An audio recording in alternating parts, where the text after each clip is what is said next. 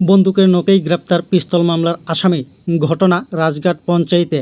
গত 10 জুন লেফুঙ্গা থানার অন্তর্গত রাজঘাট এলাকাস্থিত রাজঘাট পঞ্চায়েতে ঢুকে প্রকাশ্য দিবালোকে প্রধানমন্ত্রী আবাস যোজনার ঘরের টাকার দাবিতে পঞ্চায়েত সচিবকে পিস্তল উঁচিয়ে প্রাণে মারার হুমকি প্রদান এই মামলার আসামি মলেন্দ্র দেববর্মাকে গতকাল রাতে পুলিশের গোপন সংবাদের ভিত্তিতে উজান ফটিকছড়াস্থিত তার নিজ বাড়ি থেকে বন্দুকের নখে গ্রেপ্তার করে ওসি সহদেব দাসের নেতৃত্বে লেফুঙ্গা থানার পুলিশ। জানা যায়, উজান ফটিকছড়া এলাকার এই পিস্তলবাজ মলেন্দ্র দেববর্মা ওরফে মলেনের বিরুদ্ধে আগেও অস্ত্র আইনে মামলা রয়েছে। তার বিরুদ্ধে সম্প্রতি রাজঘাট পঞ্চায়েতে এলাকায় ঘটে যাওয়া পিস্তল মামলার নম্বর হলো 34/2024। তার বিরুদ্ধে 353, 516 এবং 25(1)(a অস্ত্র আইনে মামলা নিয়ে তদন্ত শুরু করে পুলিশ। জানা যায়, রাজঘাট পঞ্চায়েতে ঢুকে প্রকাশ্য দিবালোকে প্রধানমন্ত্রী আবাস যোজনার ঘরের টাকার দাবিতে পঞ্চায়েত সচিবকে পিস্তল উঁচিয়ে প্রাণে মারার হুমকি দিয়েছিল এই মলেন দেববর্মা। পরবর্তী সময় এই বিষয়ে লেফুঙ্গা থানায় মামলা হলে লেফুঙ্গা থানার পুলিশ মলেন দেববর্মাকে গ্রেপ্তার করার জন্য আপ্রাণ চেষ্টা করলেও পুলিশকে চমক দিতে সফল হয় মলেন দেববর্মা। পরবর্তী সময়ে মলেন দেববর্মাকে গ্রেপ্তার করার জন্য লেফুঙ্গা থানার ওসি সহদেব দাসের নেতৃত্বে বিভিন্ন সময় বিভিন্ন জায়গায় অভিযান চালিয়েও হাতে আসেনি সে। পরবর্তী সময় পুলিশ তার যে ইনফরমার রয়েছে তাদেরকে অ্যাক্টিভেট করে এবং গতকাল পুলিশের কাছে খবর আসে যে মলেন দেববর্মা তার বাড়িতে রয়েছে।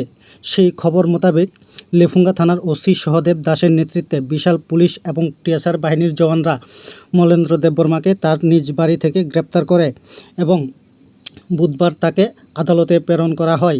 এই বিষয়ে সংবাদ মাধ্যমের মুখোমুখি হয়ে বিস্তারিত জানান পুরো ঘটনা লেফুঙ্গা থানার ওসি সহদেব দাস। বিষয়ে আপনাদের কি প্রতিক্রিয়া? অ্যাকচুয়ালি রাজঘাট পঞ্চায়েতে বিগত 10/6/2024 মলেন্দ্র দেববর্মা ডাকনাম মনীন্দ্র দেববর্মা বাড়ি উজান ফটিকছড়া।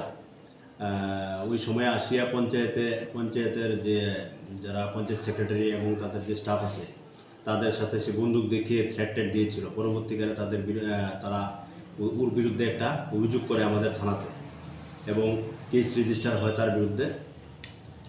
কেস রেজিস্টার হওয়ার পর থেকে আমরা তাকে ধরার জন্য অনেকবার রিএক্টিভ করেছি এবং তার যে মোবাইল নাম্বার দিয়ে আমরা টেস্ট করার চেষ্টা করেছি, কিন্তু ঘটনার পরেই সে পলাতক হয়ে যায়।